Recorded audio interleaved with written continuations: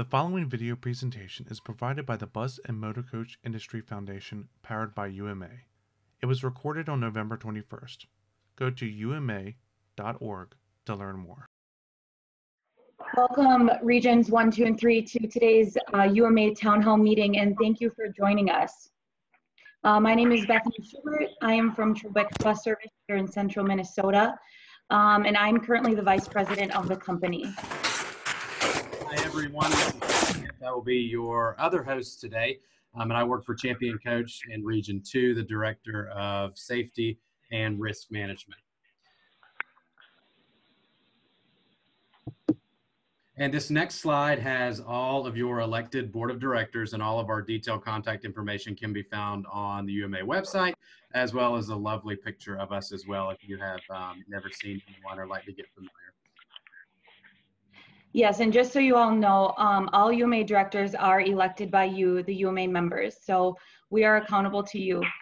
Please feel free to reach out at any time to any of us board members or any other directors in your region and let us know what is on your mind and how UMA can be the best resource to help you and your company succeed.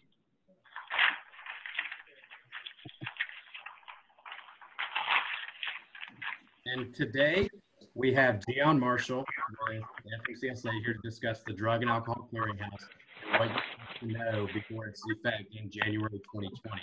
After she is done, we will open up the floor for questions, so make sure that you write those down. And also, have your chat box, you can chat questions in, and we'll try to get those as they're coming in as well. Absolutely. After she is finished, we're going to be joined by Ken Presley from the UMA staff, and he's going to give a quick update on the top 3 UMA issues and the top 3 regional, after which we will end the call with any last minute questions you might have. So to kick things off today, I would formally like to introduce Gian Marshall with FMCSA's Office of Enforcement and Compliance. He'll be providing us with information pertaining to the Drug and Alcohol Clearinghouse and the important things that you as operators and your drivers need to know before December 6th.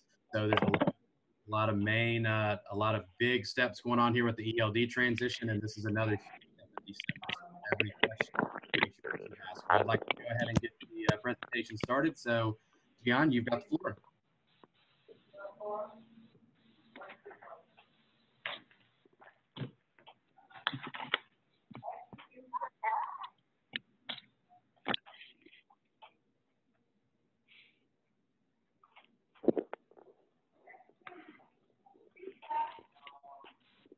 Gian, are you on the call? Sydney, do we have her on the call? Yes, she's on the call. She might be muted. Let me look. Okay. Okay. Hold tight with us for just a second, folks.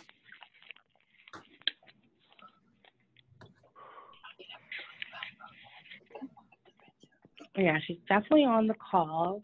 It doesn't look like she's muted.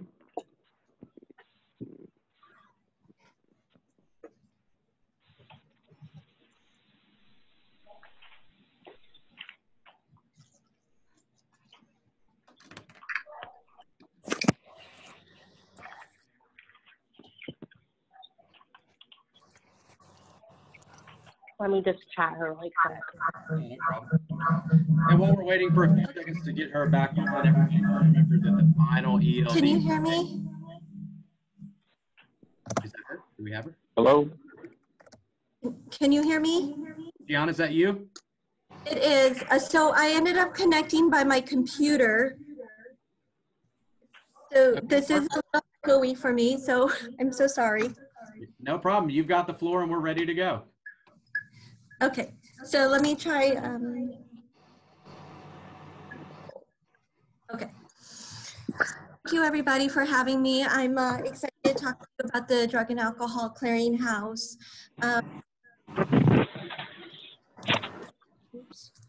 What we're going to talk about today is the Clearinghouse final rule, about a little bit about why the Clearinghouse is here and what we're going to do with it, the timeline, how the Clearinghouse is going to be used, user registration, and how to get more information. Next slide. Actually, it's a couple more. You can go to the next one. So a lot of people have been saying, what is the Drug and Alcohol Clearinghouse? It's really going to be a database that is going to contain drug and alcohol program violations for CDL holders. This information will include the positive refusals, actual knowledge, those types of violations. It will also include the information about the return to duty process, whether a driver has completed a return to duty test and they are able to go ahead and operate again. The clearinghouse will keep information secure. Only authorized individuals will be allowed to register and be able to access the clearinghouse. In addition, there will be enforcement agencies such as state driver's licensing agencies and state law enforcement agencies that will be able to receive information about a driver's eligibility status. Drivers can access their own information, but they will not be able to access information about other drivers. And just to reassure you, we are meeting all relevant federal security standards so that we can keep the information secure. Next. So for with the clearinghouse, what it's going to do is it's going to give real-time access to information about the drivers if there's any violations.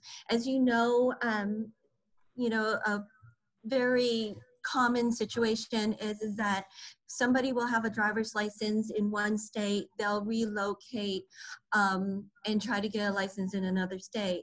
What's happening right now is that when those drivers move, it's very possible that they may have had a positive drug or alcohol test, but the thing is that it's sometimes difficult getting a hold of a previous employer to get that information.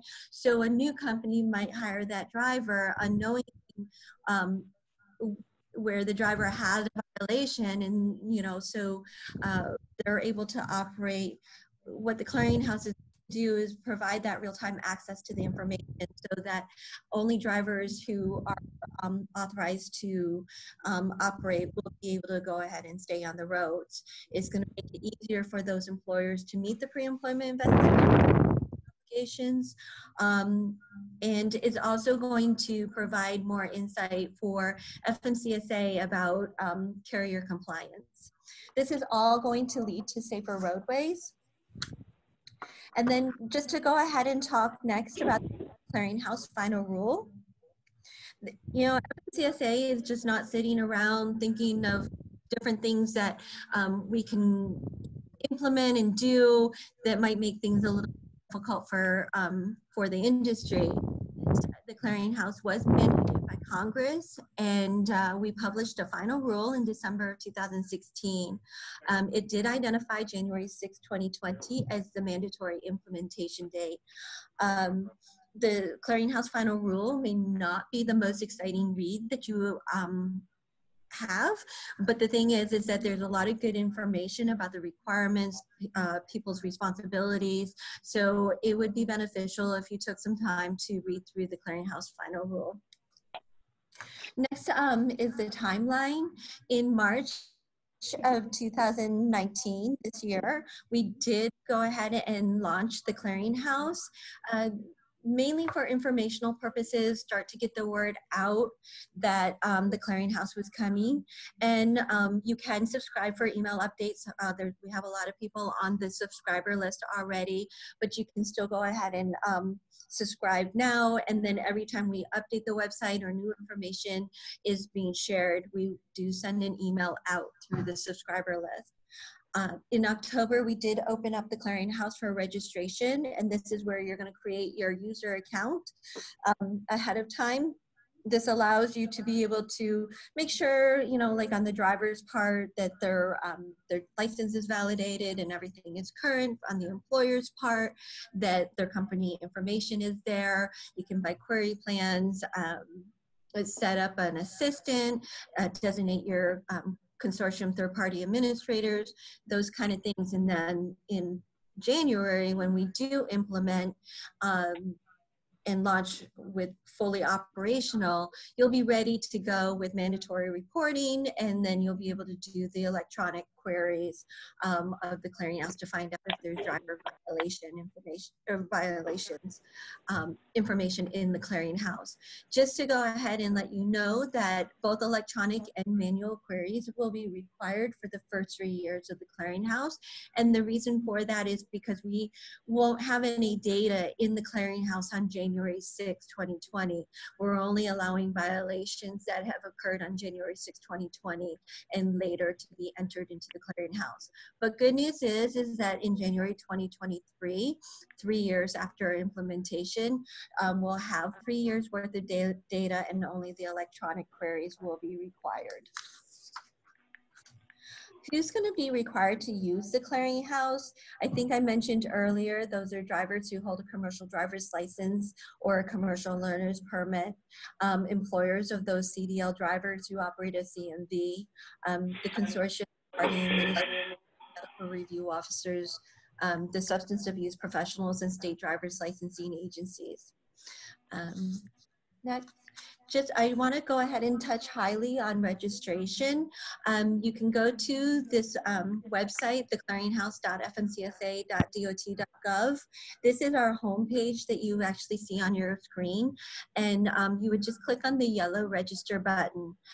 Just a note is that employers with a DOT number must must link their portal account to the Clearinghouse. It's easier if you make sure that your portal account is up to date and has the appropriate roles ahead of time. The two roles there are the DACH motor carrier admin and the DACH motor carrier.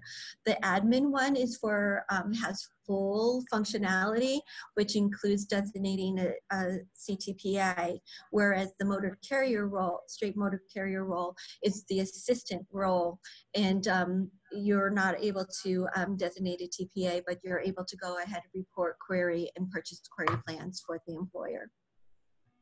So when you click that registration button, you're going to go to the next screen, and you're going to be directed to click on that blue button, which is a login, to go to login.gov. Login.gov is just a shared service that offers secure online access to government systems, and this involves a two-factor authentication. So there are some steps that are involved. We have registration job aids for all of the different user types on our website. If you go to the next slide, you will be taken to this is the Clearinghouse, where you're going to select your role. So whether you're an employer, a driver, TPA, MRO, or a SAP, you would choose the appropriate role and just click on the next button. And so employers are going to be asked about their portal credentials. Drivers are going to be required to add their CDL information. For drivers with entering their CDL information, you will need to remove hyphens and spaces if you have them in your driver's license number. Otherwise, the CDL will not validate. MROs and SAPs, they're going to need to self-certify that they meet the Part 40 requirements. And then owner-operators, they're a little bit of a special category. They are required to designate a TPA in the Clearinghouse. Owner-operators are generally, you know, a single driver operation, and but there could be situations where the owner is a driver, and then there's other drivers as well. But for owner operators, they are required to designate a TPA. Next slide. So once you complete your registration, you're going to be taken to the user dashboard. This is your home page where you can invite and manage your assistants. You can designate your TPAs, purchase your query plans. You will be able to report the drug and alcohol violations starting in January, as well as conduct queries. The screen you'll see is for the Learning Center. This is just a resource center where we have a lot of different information. So you can see in the first square, it's just like, how will you use the Clearinghouse? Those are very user-specific brochures. You can download them, print them, whatever you want, but it's all geared to specific users. The next box is for queries and consents and information. Oops, sorry. Can you just go back one? There is a fact sheet on there about queries and consents, the query plan details, how you would purchase a query plan is just a little job aid. We will talk a little bit more about it, but there's a sample limited consent request form, and then also a bulk query template. I just wanted to kind of highlight those things. And then if you have Spanish speaking employees or other people of in your organization, we do have some Spanish versions of the documents. Also, in the next part here is news and events. Every time something new or is upcoming, so we will go ahead and update that section. Right now we have some webinars listed and we're going to be adding some additional dates for those webinars. And then of course the registration job aids that I mentioned earlier, each of those is a link, and then so that you can go ahead and download the instructions for registration. So I wanted to go ahead and touch on some frequently asked questions. A common question is what information am I going to be required to report? If you go to the next slide. So for the employer oh geez, sorry. For, I think I skipped a slide.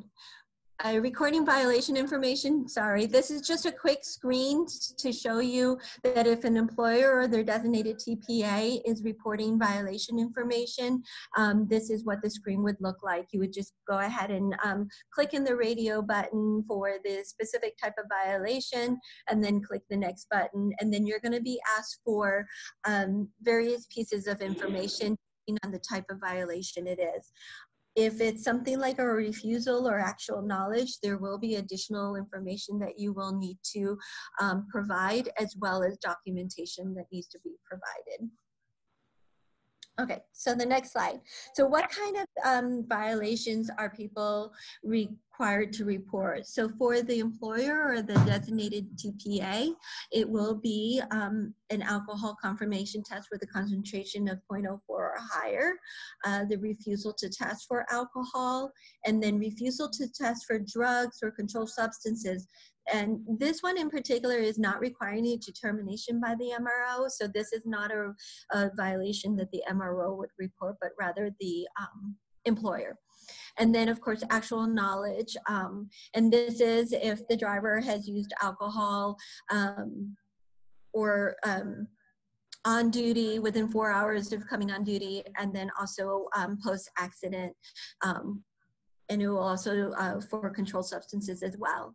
Those violations need to be reported within 3 business days. The negative return to duty test for drugs and alcohol testing, that would be, that needs to be reported as well within 3 business days. This is the only negative test that will be reported to the Clearinghouse. All others will be positive. And then the employer will also be responsible for reporting the completion of when the follow-up testing is done. Okay, and then so you can see the differences between the MRO and what the employer has to report. The MRO is going to report a verified positive, adulterated, or substituted drug test result, and refusal to test for controlled substances, and those are the violations that are requiring the determination by the MRO. These 2 violations need to be reported within 2 business days of making the determination. And then if the MRO needs to make any changes because there was a mistake or something changed, then he or she will go ahead and report the changes to the verified drug test, and that needs to be done within 1 business day of making the change. And the SAP will go ahead and report the date the initial assessment with the driver was completed, as well as the date that the SAP determined the driver was eligible for return to duty testing. Both of those have to be reported the business day by the business day following each of those events. The next slide has some additional FAQs that we have been receiving quite a bit of. Again, no violations prior to January 6, 2020 will be reported to the Clearinghouse, only January 6, 2020 and later. The drug and alcohol violation will be retained for 5 years unless the return to duty test and the follow-up testing has not been completed. Otherwise, it will be retained indefinitely. And then violation information can be reported on a driver regardless of whether that driver is registered or not. So the driver does not have to actually be registered in order to for that violation to get reported. So I wanted to talk about queries and consents next. There are 2 types of queries. There's a limited query and then there's a full query. The first query I want to talk about is the limited one. The limited query is done for the annual check on a currently employed driver, or it can also be used as an ad hoc or periodic check. The consent for a limited query is obtained outside of the clearinghouse. It can be electronic or a wet signature. I mentioned earlier about the limited consent request form that we have a sample on our website. So the employers can go ahead and download that. The only things that need to be specified in the limited consent form that is signed by the driver is the duration that consent is good for and the frequency that the queries will be conducted. So for example, it could say, I, Gian Marshall with ABC Trucking, grant 123 motor carrier to conduct a limited query on me on a quarterly basis for the duration of my employment. So then it's good to go. The employer does not need to get my consent again for a limited query as long as I'm employed with them. If I refuse consent, that query cannot be conducted and I would need to be removed from safety sensitive functions. If the consent is provided, then the query will be completed and the results will be returned. If there's no information found about me in the clearinghouse, then the employer does not need to take any kind of action. However, if there's information that was found in the when the limited query was done, this will actually turn the query into a full query, where the full query will provide detailed information about the violation. If the limited query turns into a full query, the employer has 24 hours in order to conduct that full query. So that means that the driver needs to provide electronic consent in the clearinghouse, and then the query will get conducted and the results returned. If you can go to the next slide, it will show the full queries on there. If for some reason that the full query cannot be conducted within 24 hours, then then I would need to be removed from safety sensitive functions. I wouldn't be able to drive until I provided the consent and the query was returned saying that I was not prohibited from operating. So another reason why a full query would be done is for a pre-employment check on a prospective or a potential new hire. So anytime you would go and hire a new driver, you would need to do a pre-employment full query on that driver. The consent needs to be provided electronically within the clearinghouse. And I would need to, so I would get a notification that somebody was requesting consent. I would log into the clearinghouse and then I would either provide my consent, decline the consent or I could just do nothing, right? If I don't provide that consent, then then the employer, whoever is going to look to hire me, cannot actually hire me for a safety sensitive function until they know that I'm not prohibited from driving. Okay. Just to know is that just because there may be information about a driver in the clearinghouse does not necessarily mean that the driver is actually prohibited from driving. It could just mean that there was at one point a violation reported, but that driver did complete their return to duty test and it was negative. So, you know, they're no longer prohibited. So queries can be done both individually, where you're just manually entering the driver's information directly into the clearinghouse, or you can do a bulk query. The bulk query is what we call a TSV file, and basically it just means that it's a tab separated values spreadsheet, and it just it has 6 pieces of information, and it includes the driver's first and last name, their date of birth, their CDL information, the state of issuance, the country, and then the type of query. And then you could just go ahead and upload this spreadsheet up into the clearinghouse, and the results will be returned to you as the query is conducted. Okay. So the next screen is just to show you what it looks like when conducting a query. So just as I said, entering the driver's information, and then the next screen there is sending the consent to the driver. Just to note that if the driver is not registered in the clearinghouse, a physical piece of mail will be sent to the driver at the last address of record with the CDL. So if the address is out of date because they've moved or you know, they're on the road, there's going to be a delay in the driver getting this consent notification. They will need to register for the clearinghouse in order to provide that consent if they're not already registered. If they're registered, they're just receiving the electronic notification. Okay, so I just want to talk about purchasing query plans very quickly. If you can go to the next one. There are 2 options here. There is an unlimited query plan, and this is for like the really, really big carriers, high volume. You know, they have a like 150% turnover rate, you know, so they're going to be doing a lot of queries. It is $24,500. It's done on an annual basis, so it expires after 12 months, and then they would have to purchase another unlimited query plan. So, and then the other option is the individual query plan. As you can see, there are query bundles as little as 1, and it goes all the way up to $7,500. Each query is $1.25. It doesn't matter if you buy more. If you're trying to do the math on that table, it is just $1.25.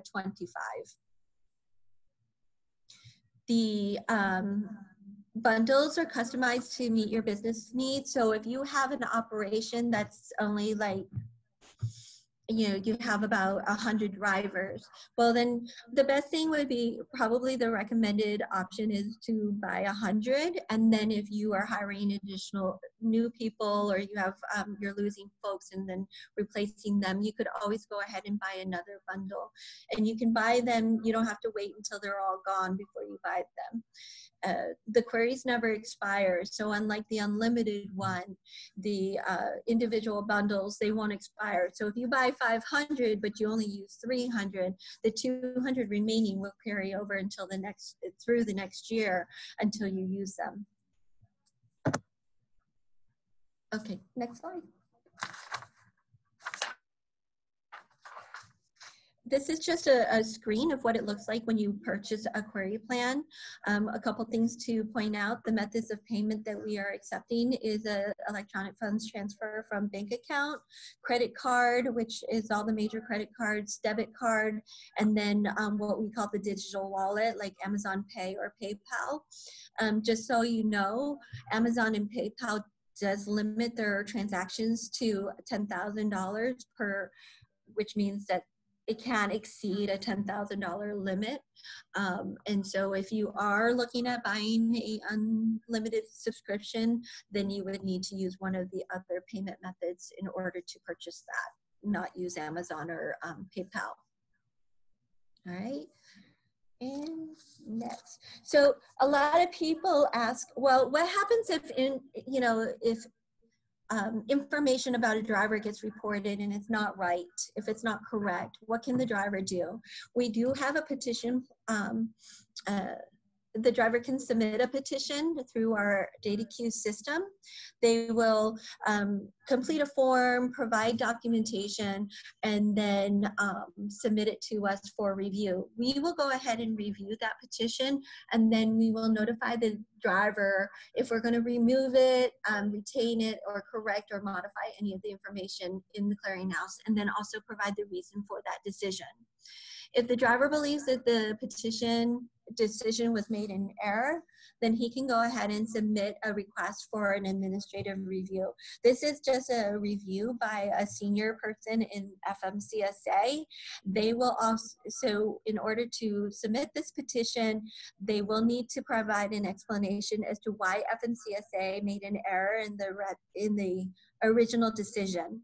We will go ahead and inform the driver of that decision, and then with an administrative review, that will be the final agency action. So there won't be another level of appeal.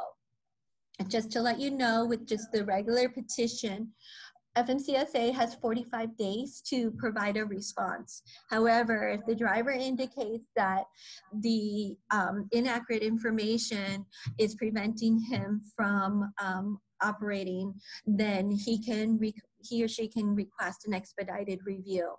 If the expedited review is granted, then FMCSA will provide a response within 14 business days. All right, and then for the administrative review, we have 30 days in order to provide a response. Okay. And only information that is inaccurate can be challenged by the driver. They cannot challenge the accuracy of the test results, and the refusals may not be challenged. One thing to note is that an employer's actual knowledge that a driver received a traffic citation that can get removed if it did not result in a conviction. And then just to wrap things up, we just ask that you register your company and or yourself. Employers can purchase your query plans, designate your TPA if it's applicable, set up any assistance that you may need, and then just encourage your drivers to register. Again, they don't have to, but it's beneficial and it will streamline processes if they do register. If you want more information, please visit the Clearinghouse website. It's on the next screen, the URL. Subscribe for email updates. Check out our frequently asked questions. We probably have between 60 to 70 FAQs. You can filter them by topic, by the user type. You can even do a keyword search. Download any of the Clearinghouse materials. And then if you have any questions, just contact us at theclearinghouse@dot.gov. Email address. So, any questions? Thank you, Gian, for sharing that information with us. We now want to open up the floor for questions. If anybody wants to type in their question down at the bottom, you can go ahead and type your question, and Matt and I can read it. Otherwise, go ahead and speak as well. Okay. Sorry, where are the questions? I'm just going to wait and see if any are coming in here. It looks like people are starting to unmute.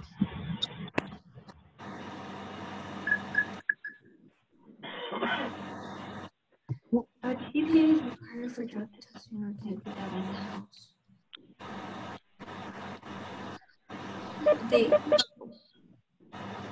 That's a little bit different than, so the purpose of a third-party administrator is they will go ahead and report violations, they will query the clearinghouse, or or do both on behalf of an employer. So one of the things to take in consideration, that is different than belonging to a random drug testing program or consortium that actually administers the test. Hi, this is Tim Byrne.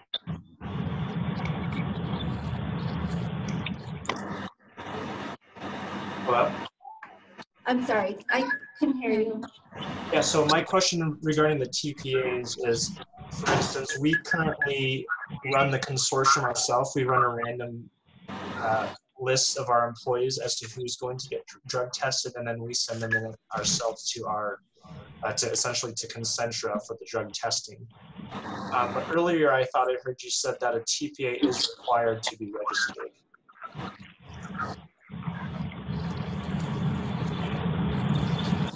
So I'm not exactly sure what your question is. And I'm so sorry, I'm getting the echo on my computer, so it's a little hard to hear you.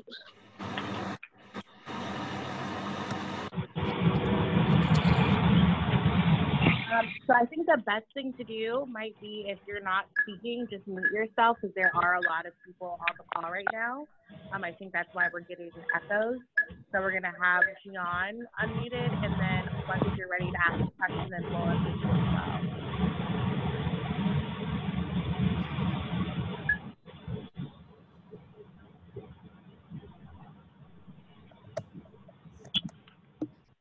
well. Okay, so I'm gonna just try to answer a few of these other questions here. There is a copy of the PowerPoint available that I had provided to UMA, so they will go ahead and distribute that after the presentation. Somebody asked, drivers do not have to register for the Clearinghouse. That is correct. They are not required to register for the Clearinghouse. However, we do recommend that they register for the Clearinghouse. And the reason why is that if a driver gets a drug or alcohol violation and they're currently working for an employer, what will happen is that when that employer is doing the annual query, they will find out that the driver has some kind of information that's recorded in the Clearinghouse. So in order for the employer to find out what that information is, they would need to do a full query, which requires the consent to be provided in the Clearinghouse. The driver will need to be registered in order to provide that consent. The other reason why the driver will need to register is so that during pre-employment, so if a driver is trying to get a job, either a second job or a different job, they will need to provide consent for that full query in the Clearinghouse, and they will need to be registered.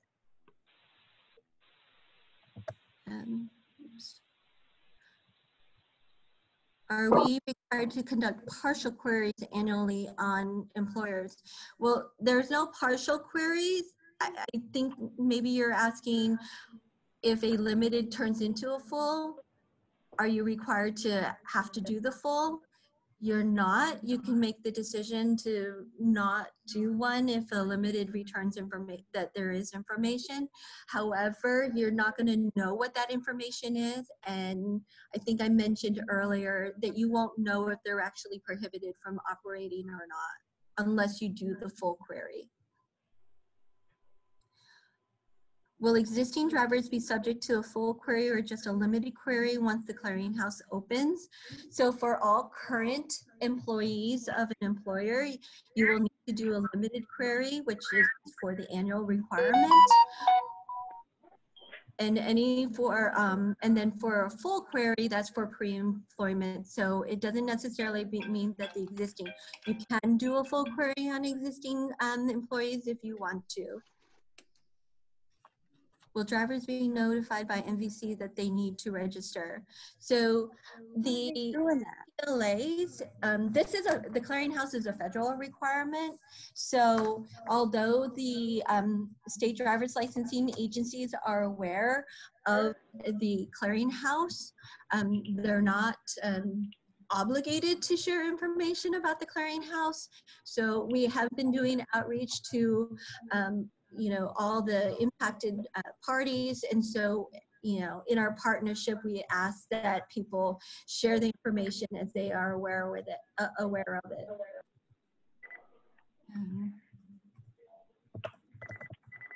Audio is difficult. Just to reiterate, the slides will be provided after the presentation is over today. And Gian, it looks like we've been getting some questions too from our neighbors up north. We have several Canadian operators in our association. Are they subject to the Clearinghouse? Yes, so Mexican and Canadian drivers that are operating and also employers that are operating in the US will need to register for the Clearinghouse. The drivers, again, that's still optional for them, but as to whether they register or not, just under those specific conditions, they will need to be registered in order to provide the electronic consent in the Clearinghouse. But employers will be required to register even though they're Canadian or Mexican if they're operating in the United States.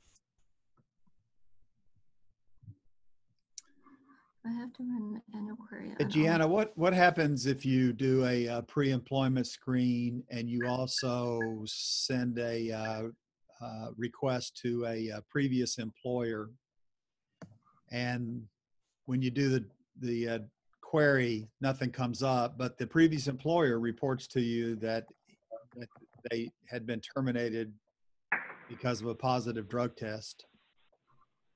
Does the prospective employer have any duties to report that to the Clearinghouse?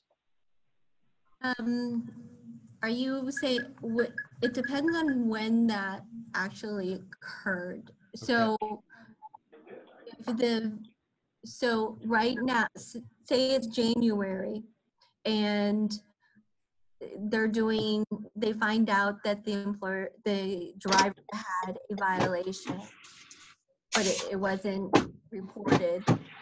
That violation was January 1st, right? And it wasn't reported to the Clearinghouse. That violation is not going to get reported to the Clearinghouse because it happened prior to January 6, 2020. Gotcha. But at the point where, say it was January 7th that violation happened, but you reached out to the previous employer on January 15th, that now becomes actual knowledge. So if you have all the substantiating information as to that actual knowledge, then it would be reported to the Clearinghouse. And Gian, there's been several questions about, looks like record keeping on each query. How long does each query need to be retained, I guess, in the DQ file? Okay, so we have questions on record keeping. Yes. What's the rest of the question? How long do we have to retain those records of the annual query and the full query for pre-employment, or is that something similar to the annual motor vehicle record check as well? Okay, so the record keeping requirement is 3 years. But just to let you know is that the Clearinghouse retains all the information about anything that is happening in the Clearinghouse. So the Clearinghouse will have a record of all the queries, limited and full queries that are conducted by the employer or the TPA. And so it's up to them if they want to go ahead and download and print off a copy of those queries and retain it separately. But the Clearinghouse does have that information. You don't have this on. Yes, I do. Gianna, can the driver grant an employer a full query and it stay that way? Like forever? Yeah, in other words, he comes in and you hire him and he grants a full query. Will it stay a full query? So each time a full query is conducted, consent is going to have to be granted again. But can So he, oh, I if- see. So Yes, so if once he, I'm pre-employment, excuse me? so once he grants that full query, it's only good for one time? Yes, sir. Ah, okay. Every time a full query is conducted, the driver needs to understand that he is allowing FMCSA to release the information in the clearinghouse each Gotcha. time that it's done. Got you. You're welcome. That question has come up a lot in the field. Yes. All right, Yeah. guys, if there's any questions that we didn't get to, then we are going to wrap them up, but you can also email myself or Bethany or Ken directly. We can answer your questions as well. And also, this is Sydney. I forgot to mention this at the beginning. Gian did just mention this, but if anyone on the call would like a PDF copy of the slides from today, then go ahead and email info@uma.org, and I can send you a copy of those at the end of the call.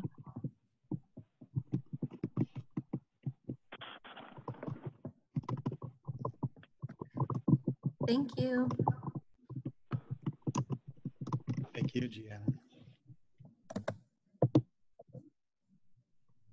All right, so next we're going to move on to Ken Presley with updates on a few national issues affecting our industry.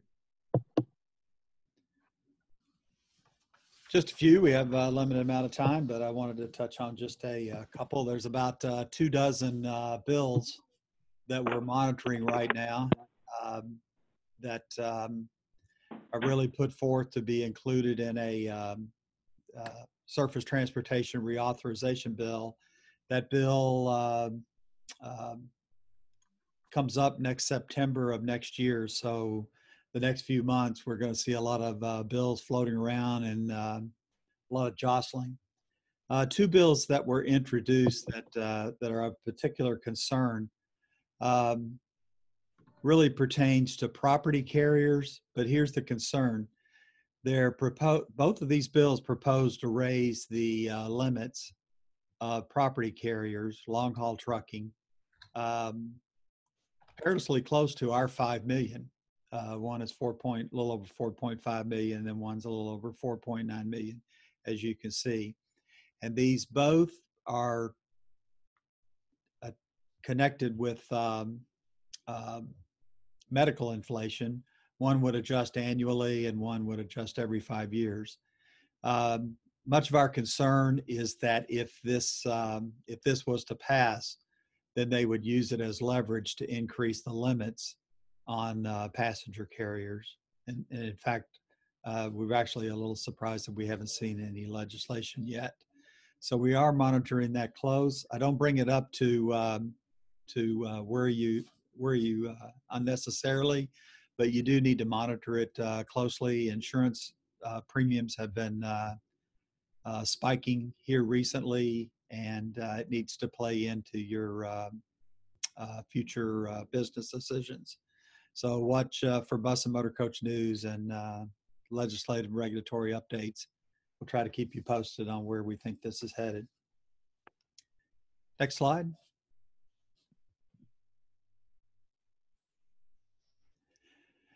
This is a bill that was introduced, and it is probably going to be one of many bills, but this is the old carbon tax coming back. And while we have a partial exemption from the current diesel fuel tax, this would tax the fuel at the refinery. So I want you to keep an eye on that. This also allows us to bring up the point that we may be seeing a fuel tax increase between now and the reauthorization. There's been several proposals to do away with the current exemption for over-the-road bus service providers and for public transit. So we're watching that closely, and of course lobbying Congress very hard to maintain that current exemption, and any other carbon taxes or things like that come into play. We would petition Congress for some type of exemption, what have you. So we may be calling on you to do a little bit of letter writing. Again, I don't want to alarm you, but you do need to keep these in mind as you're making future business decisions. Okay, next frame.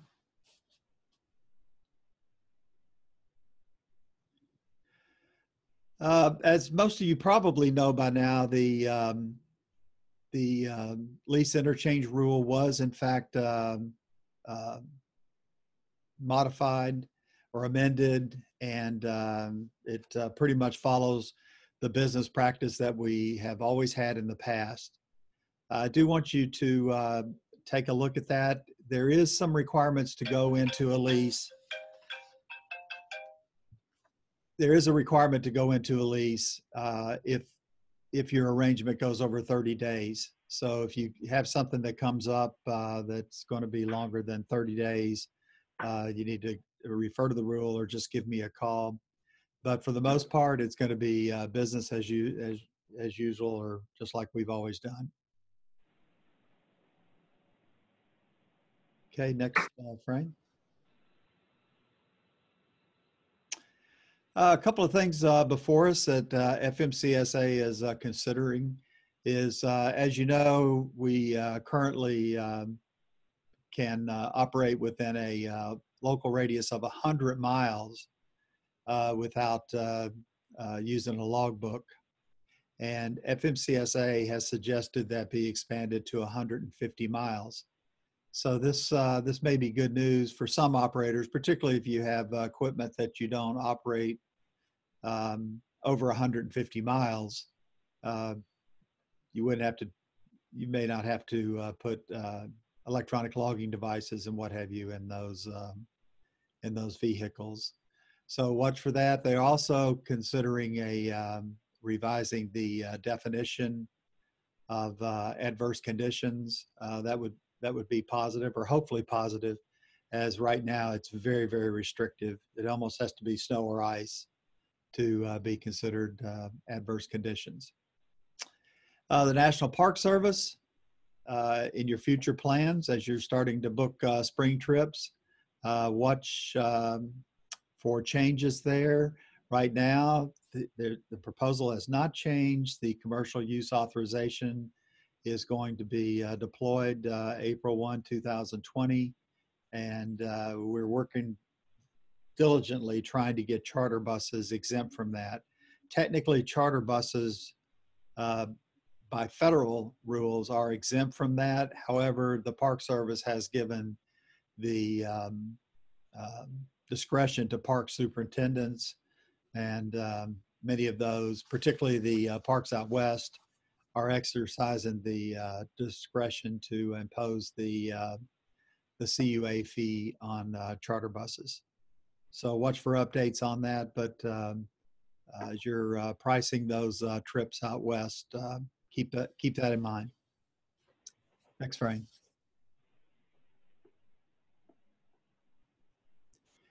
Entry-level driver training, a little bit of myth going on with that right now. A lot of people think that it's been delayed for 2 years, maybe, but not yet.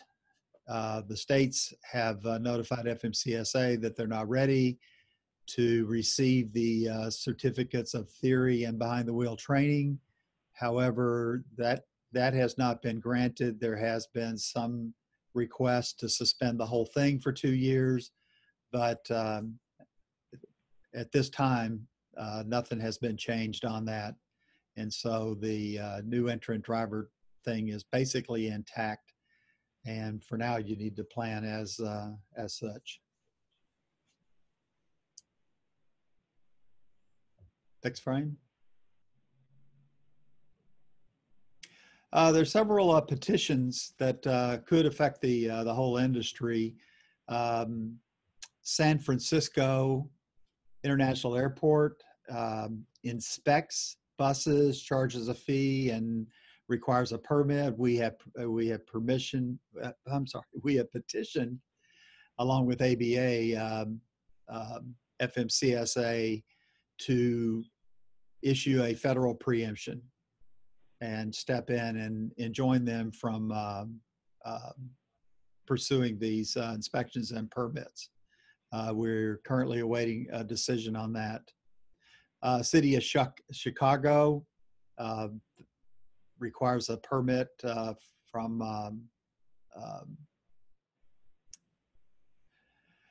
for motor coaches and buses, and a display of an emblem. And we have petitioned the FMCSA again to enjoin them and preempt them from doing that. And for those on the East Coast that venture into New York, New York has been trying to impose their what we call 19A laws. It's very popular with operators in the state of New York. However, it's not so popular with people out of state and having that imposed on them. And we've asked FMCSA to enjoin that as well. So those are 3 petitions. Crash preventability is actually not a petition, but it's a proposed revision to the program to expand it to 15 different types of crashes that they will consider having them removed from your record. If you haven't used this, I run into operators all the time who talk about having a crash on their record that was not their fault, or it was determined not to be a non-preventable accident. You can go in through your portal. Gian talked about the portal a little while ago, and you can submit a data queue on a crash and ask FMCSA to consider the facts and remove it from your record. They've had a lot of truck companies have submitted these, but only a couple of 3 bus operators. So be sure to take advantage of that. Next frame.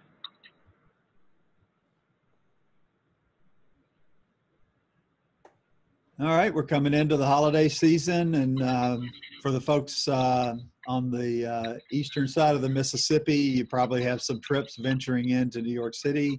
We have a link on our UMA website that will take you to the New York City Department of Transportation website that will give you an idea of what kind of traffic and what roads are closed. And so you can prepare your driver a little bit before they go up there, and maybe even have an opportunity to discuss routes and what have you. So be sure and take advantage of that. Take advantage of that link. Okay, Sydney, next frame. And speaking of New York, for those that venture into New York, as you know, we have a huge shortage of parking in New York. And we also have a major problem of getting tickets for idling and what have you. Bus 4 NYC was created for the sole purpose of negotiating and working with New York City to try to mitigate some of these difficulties that we're having up there. The group met, let's see, when we met, October 29th. There were a little over 130 people in attendance, around 67 companies there. We had officials from all phases, from the city council to New York City Police Department, the Environmental Protection, DOT, everybody attended. It was very much a get to know each other, and acknowledge some of the problems, and then set the stage for resolving some of these issues. For folks that do venture into New York City from time to time, Bus 4 NYC would love you to help them fight this cause by joining and being a member. And it's also a good way to keep up with the updates and what the progress is. So consider taking a look at their website. It's bus4nyc.org. Perfect. Well, thank you, Ken, for that update. If there are any other issues that you would like to bring to UMA's attention, please feel free to include those in the survey that can be found at uma.org/regional.